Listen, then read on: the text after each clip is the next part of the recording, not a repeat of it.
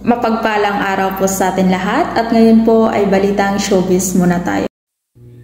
Halos hindi makapaniwala ang mga taga Siargao na makajaming nila ang nag-iisang Daniel Padilla.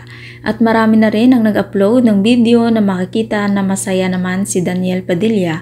Wala siyang kasamang kaibigan o bodyguard niya. Ang tanging kasama niya ang kanyang kapatid na si Maggie.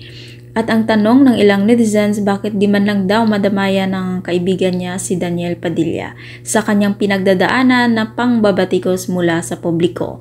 January 31, nakita si Daniel na mag-isa sa airport at mukha daw itong malungkot dahil nasanay ang mga netizens na maraming nakapaligid sa kanya na bodyguard o taga-hanga nito. Pero nang maglabasa ng mga negatibong balita tungkol kay Daniel Padilla kaugnay sa breakup nila ng girlfriend niya nga si Katrina Bernardo, ay tila naapektuhan ang pangalan na iniingatan ni Daniel Padilla at mukhang nawala na daw ang karisma at kinang sa mga tao. Kaliwat kanan na naglabasa ng video na nagpakita ng magaspang na ugali ni Daniel sa pagiging babaero di umano at sa mga fans niya. At maraming netizens ang naawa kay Daniel nang makita na mag-isa sa airport. At nasa tabi niya ang dilaw na bag at kasama niya ang kanyang kapatid na si Maggie.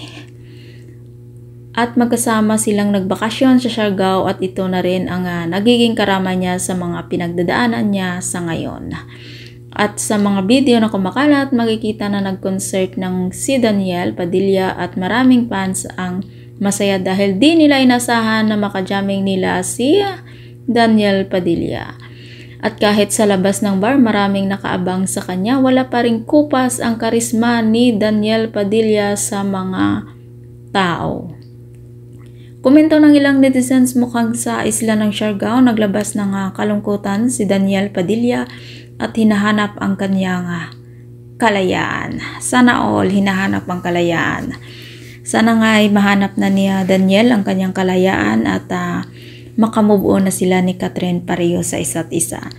At kung ikaw hindi pa nakasubscribe sa aking channel, please to subscribe my channel. Ives K. Velasco, maraming salamat at mapagpalang araw po sa ating lahat.